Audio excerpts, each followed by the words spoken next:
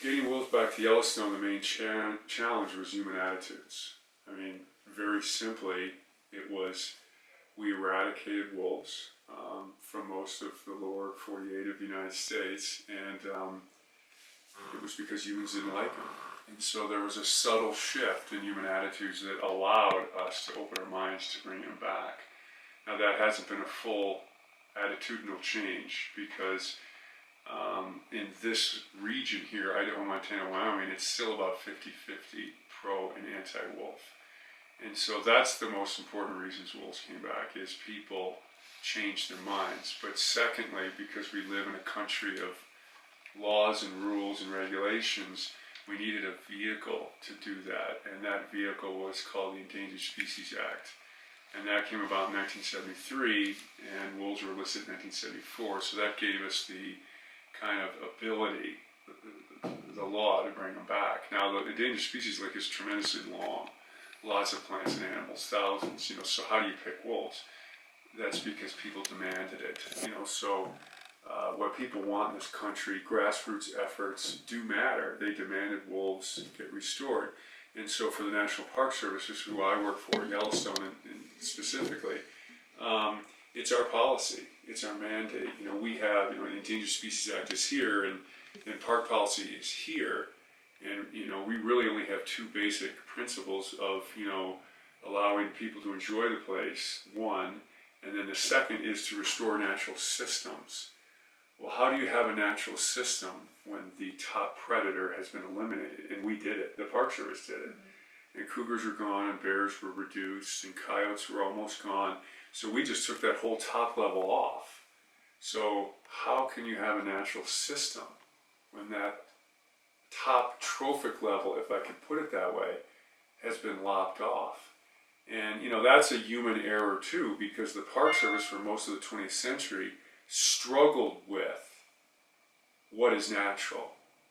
So they controlled elk so they wouldn't eat all the vegetation because they had previously killed off all the predators. So then they got into the situation where we broke it, we got to fix it.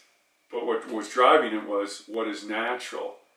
And the answer to that question is restoring that top level. So we restored wolves, cougars restored themselves, and bears who were never eliminated increased naturally. So now Yellowstone is as carnivore rich as any place in North America. There's other places that have the same mix of carnivores, but none have the same mix, diversity, and density together. So where you are now is the most predator-rich place in North America. And that's a huge, I can't say it enough, National Park Service success story. But, back to human attitudes, a good segment of the population is not happy about that. And that's this concept that Americans struggle with, less is more. We have far fewer elk. Because of a fully restored carnivore community, you can't have this be an elk farm like it was. And that's a broken system. And Park Service policy doesn't want broken systems. We want a natural system. You've got to have wolves. We got wolves because our minds changed, but not everybody's. So that's what we're still, dealing with now. It's not been a total transformation, but it was because people's attitudes changed. That's what did it. And then the laws and rules and politicking came later.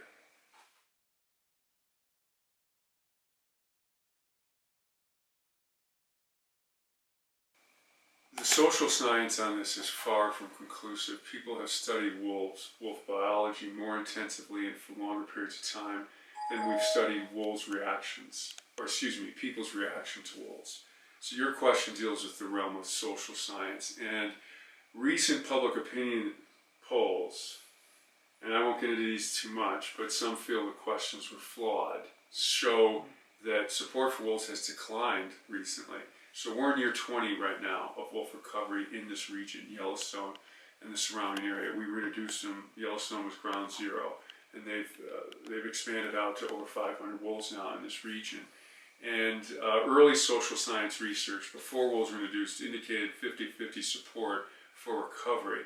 There hasn't been a lot of work done recently, but there is some suggestion that it's declined. There's less support. And the reason for that was the extended period of time that wolves were on the endangered species list. They reached biological recovery goals in 2002, but the first time they were relisted was 2009. Then they were relisted in 2010. Then they were delisted again in 2011. And last fall, 2014, wolves were relisted again in Wyoming. The public tolerance or the public understanding of that has been poor. They're like, we got all these wolves, yet we're not managing them. So the hypothesis, this is far from concluded or resolved, is that back and forth, that lack of ability to, one, hunt wolves, and there's a lot of social science work into, does hunting wolves improve acceptance of them?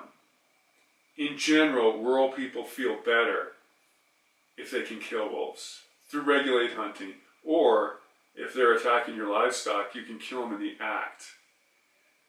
The thought is that if you can do that legally and easily, your acceptance of wolves goes up. Some recent researchers at Ohio State and University of Wisconsin have produced some literature, papers that are not supporting that theory. The West is a little bit more inconclusive, although they would argue the same thing. So the status of wolves, an endangered species or not, can you hunt them or not? If they're killing your livestock, can you shoot them or not? Those things all blend into our view of them and are willing to accept them. And because of this prolonged period of litigation, driven by primarily Washington, D.C. environmental groups, it angered local people. So again, the surveys that have been done recently, and this isn't my area, but I've heard some very important criticism of them, that some of the questions might have been biased, and the user groups they asked to participate was not a random sample, questions like that. This is very much an open question, but it's tricky. We're probably no more than 50-50 now, and we may be less than that.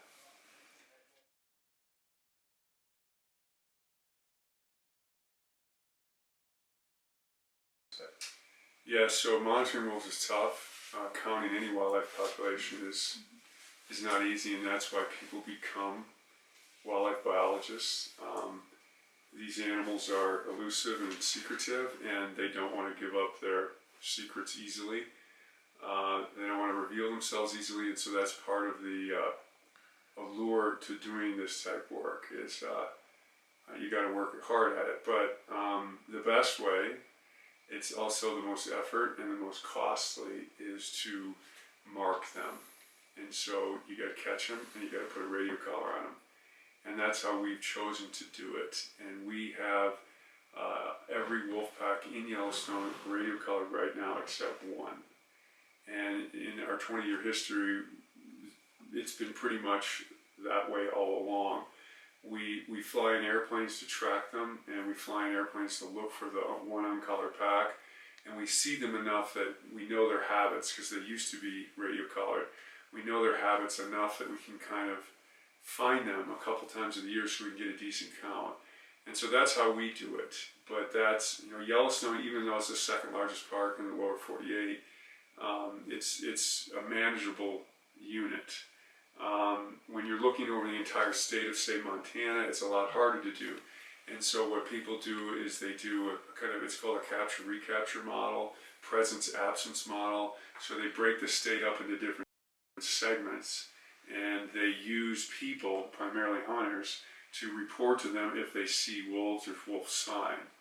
And repetitive reports are very important, because then they indicate a very clear pattern, and they use that data in a modeling format to do an estimate of how many wolves are there. And they've tested that against places where there's a known population. And so it's not a bad way to get an underlying estimate, not a count. Here in Yellowstone, because it's small enough and we're trying to keep each pack marked, we're more probably appropriately considered a count. But we're surely off. Last year we had 105 wolves in 11 packs. I'm fairly confident we got the pack number right, but it could be plus or minus 3 or 4 or 5 wolves.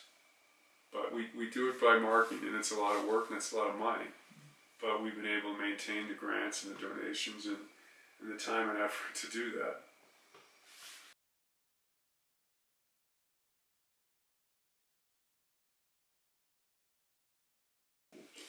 That is a very long answer. So to boil that down is, the world is comprised mostly of human-dominated landscapes. We've won. We control the world. There's very few places where the hand of humankind is not felt. With things like global warming and airborne contaminants, it's almost no place. But in terms of relative pristineness, Yellowstone is one of those places.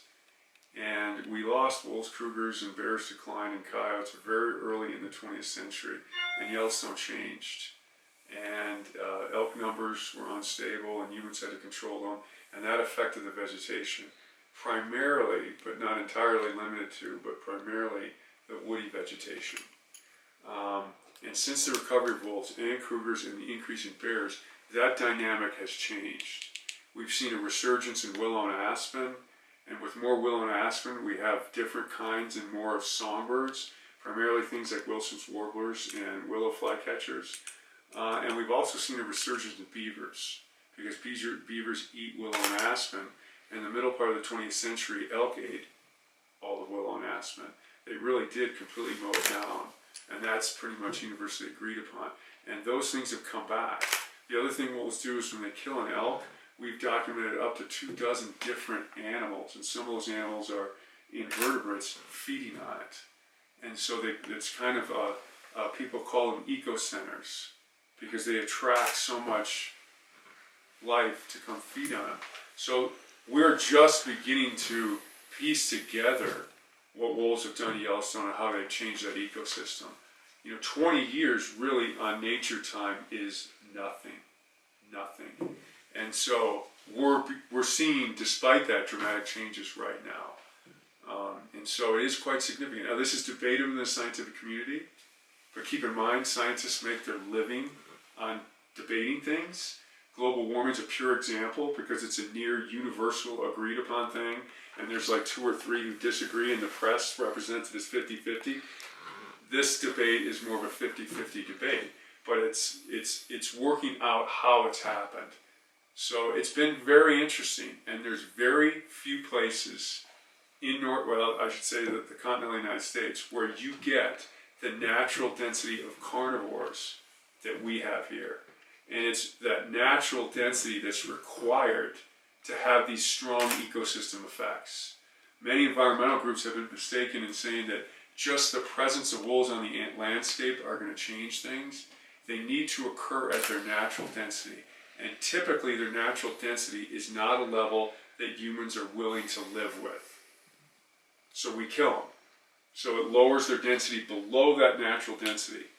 So having widespread ecosystem change due to wolf recovery in the United States is probably not feasible. In a few vignettes of primitive America, to use language out of Park Service policy statements, like Yellowstone, maybe. And we think it's happening here. But keep in mind, Yellowstone was so degraded by the loss of carnivores that having it fixed or go back to the way it was will take longer than 20 years.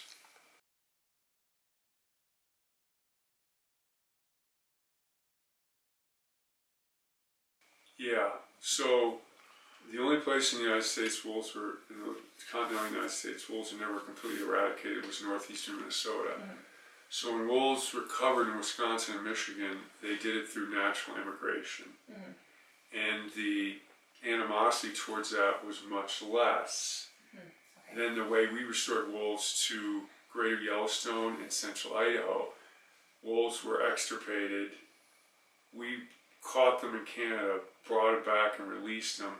And the phrase I have heard the most over the last 20 years is, "You crammed these things down my throat." And that's because the federal government took action to reintroduce wolves in the West, whereas in the Midwest, it was done through natural colonization. And public opinion tolerance is significantly different for those two different scenarios. And so that was very important. And keep in mind, too, the West is very different than, say, the East Coast, where there's more people and people have had to adapt to getting along by imposing more regulations. The people in the West have a very strong individualistic attitude, which means they don't want the government imposing regulations on them. You know, wolves seem like the most rude regulation you could ever find. I'm going to bring this predator back and I'm going to chuck it out in your backyard.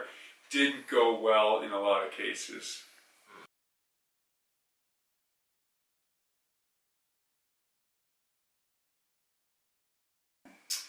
Well, ranchers are very charismatic. I mean, the image and legend of the American cowboy is one of the most durable images we have in our culture. I mean, who doesn't like a cowboy? And so that's a modern day cowboy, a rancher. You know, 2% of Montana are ranchers, but yet 50% of the legislature is.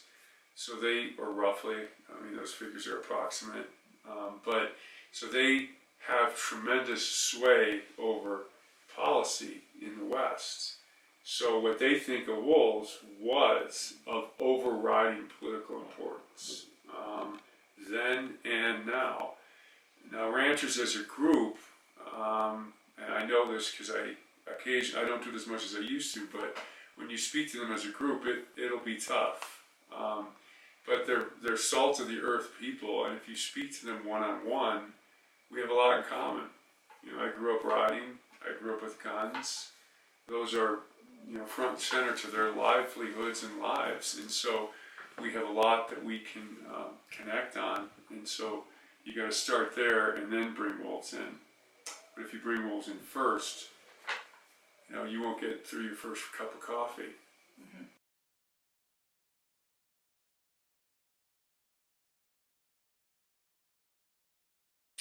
I mean, alternative methods to coexisting with wolves are the way forward. We call them non-lethal methods. The issue, though, with non-lethal methods is they require more work and effort. And most ranchers would tell you, and I think this is legitimate, that they're already maxed out.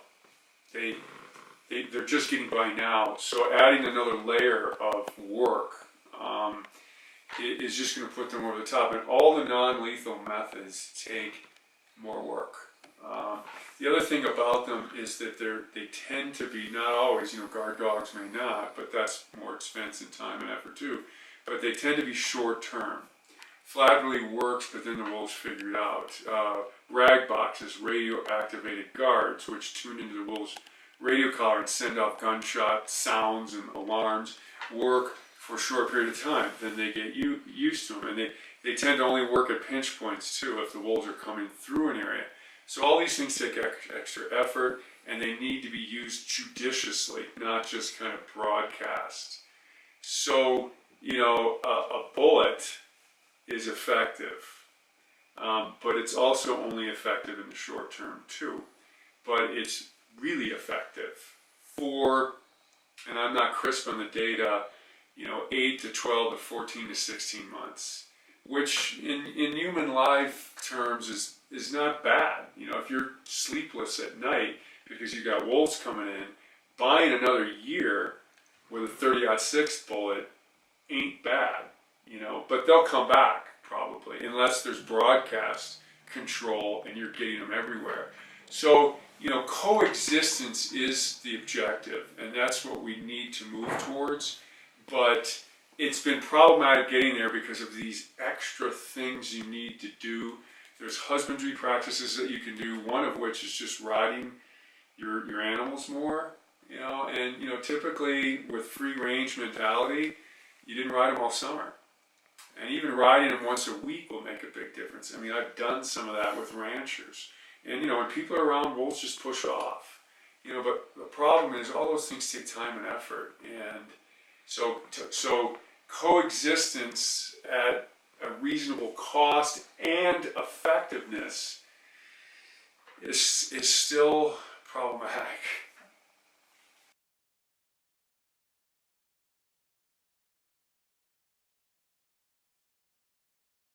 Yeah, I mean, it's tough because control of wolves, hunting of wolves, preservation of wolves is a war zone.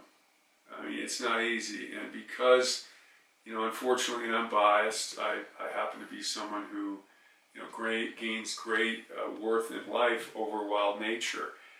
Everything in the continental United States is postage stamps of a remnant wild condition, even though Yellowstone is 2.2 million acres, 9,000 kilometers squared.